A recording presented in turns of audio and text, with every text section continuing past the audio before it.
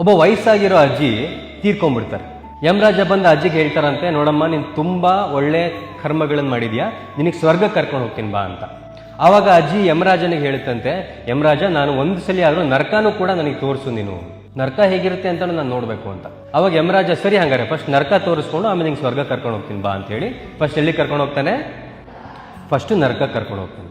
ನರಕಕ್ಕೆ ಅಜ್ಜಿ ಹೋಗುತ್ತೆ. ನರಕದಲ್ಲಿ ಎಲ್ಲ ಕಡೆ ಒಳ್ಳೆ ಸುಂದರವಾಗಿರುವಂಥ ಪರಿಸರ ಇದೆ, ಬಟ್ ಎಲ್ಲ ಒಬ್ರ ಜೊತೆ ಒಬ್ರು ಹೊಡೆದಾಡ್ತಿದ್ದಾರೆ.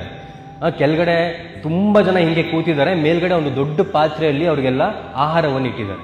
ಈ ಅಜ್ಜಿ ಹೋಗಿ ಕೇಳುತ್ತೆ, ಯಾಕೆ ಹಿಂಗೆ ಮೇಲ್ಗಡೆ ಆಹಾರ ಇಟ್ಟಿದ್ದಾರೆ, ನೀವೆಲ್ಲ ಕೆಳಗಡೆ ಕಿತ್ತಾಡ್ತಿದ್ದೀರಾ ಅಂತ. ಅವಾಗ ಕೆಳಗಡೆ ಇದ್ದವರೆಲ್ಲ ಹೇಳ್ತಾರಂತೆ, ಅಲ್ಲ ಈ ನರಕದಲ್ಲಿ ಯಾವುದು ಕೂಡ ಸರಿ ಇಲ್ಲ, ಮೇಲ್ಗಡೆ ಅನ್ನ ಇಟ್ಬಿಟ್ಟು ನಮ್ಗೆಲ್ಲ ಕೆಳಗಿಟ್ಬಿಟ್ಟಿದ್ದಾರೆ, ನಮ್ಗೆ ಯಾರಿಗೂ ಈ ಒಂದು 15 ದಿವಸದ ಅನ್ನನೇ ಸಿಕ್ಕಿಲ್ಲ, ನರಕ ಇದು ಅಂತ ಹೇಳ್ತಾರಂತೆ.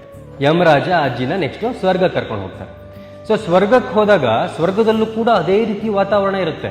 ಕೆಳಗಡೆ ಹೀಗೆ ಜನಗಳು ಇರ್ತಾರೆ, ಮೇಲ್ಗಡೆ ಅನ್ನದ ಪಾತ್ರೆ ಇರುತ್ತೆ. ಬಟ್ ಆ ಸ್ವರ್ಗದಲ್ಲಿ ಹೇಗಿರುತ್ತೆ ಅಂದರೆ ಒಬ್ಬರ ಮೇಲೆ ಒಬ್ಬರು ಹತ್ತಿ ಅಲ್ಲಿಂದ ಅನ್ನ ತಗೊಬಂದು ಎಲ್ಲ ಹಂಚ್ಕೊಂಡು ತಿಂತಿರ್ತಾರಂತೆ. ಆವಾಗ ಅಜ್ಜಿಗೆ ಅರ್ಥ ಆಗುತ್ತಂತೆ, ಸ್ವರ್ಗ ನರಕ ಅನ್ನೋದೆಲ್ಲ ಸುಳ್ಳು, ನಮ್ಮ ಮನಸ್ಥಿತಿಯಲ್ಲಿ ಸ್ವರ್ಗ ನರಕ ಎಲ್ಲವೂ ಕೂಡ ಅಡಗಿದೆ ಅಂತ.